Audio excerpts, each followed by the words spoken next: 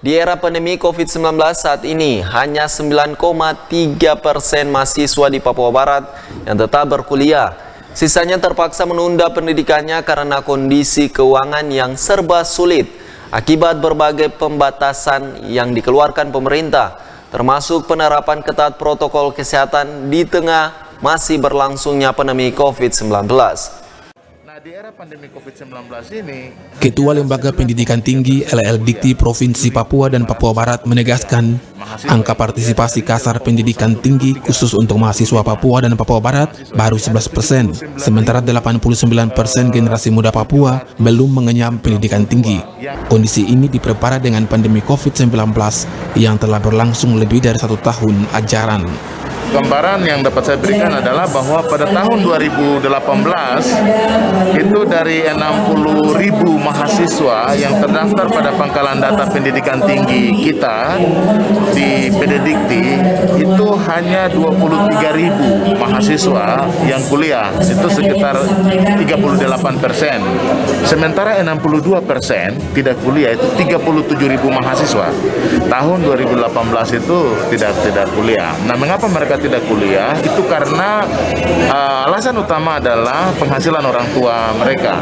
92% orang tua dari para mahasiswa itu bekerja sebagai petani, nelayan, buruh-buruh bangunan.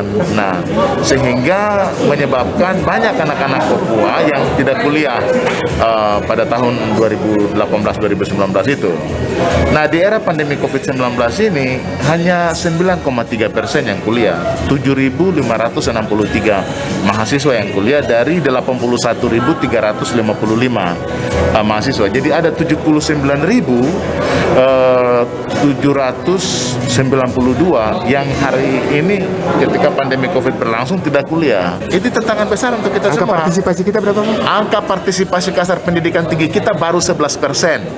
Jadi 89% anak-anak Papua itu belum menikmati pendidikan tinggi. Ini besar sekali.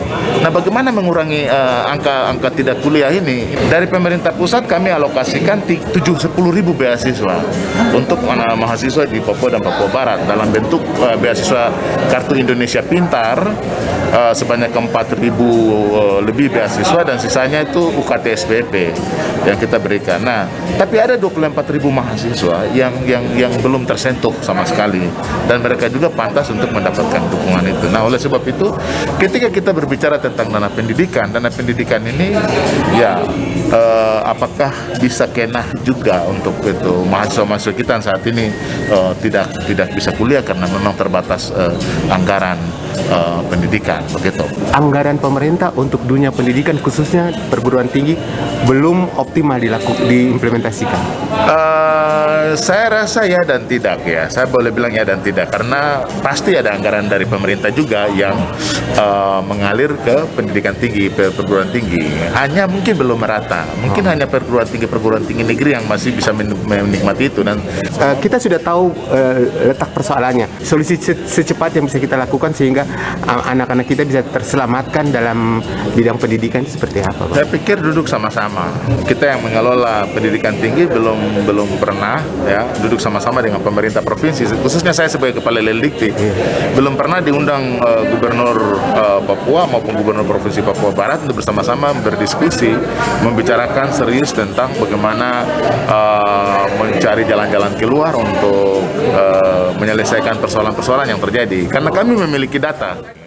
Mantan Rektor Universitas Papua ini memberikan data pembanding di tahun 2018-2019, tahun di mana belum munculnya pandemi COVID-19, dari jumlah 60.000 mahasiswa yang terdaftar pada Pangkalan Data Pendidikan Tinggi atau PD Dikti, yang aktif berkuliah hanya 36% atau 23.000 mahasiswa Papua, sementara sisanya sebanyak 62% atau 37.000 mahasiswa terpaksa tidak dapat melanjutkan perkuliahan mereka disebabkan mayoritas alasan kondisi ekonomi keluarga karena penghasilan orang tua yang sangat rendah, yakni 92% bekerja sebagai petani, nelayan, buruh bangunan, dan pekerjaan yang berpenghasilan rendah. Kondisi ini menunjukkan dunia pendidikan tinggi di seluruh tanah Papua masih sangat perlu untuk segera mendapat pembenahan bersama seluruh unsur pemangku kepentingan dan unsur terkait lainnya dengan melibatkan secara aktif pemerintah daerah. Ari Armstrong, Biro Manokwari, Jawa M Channel.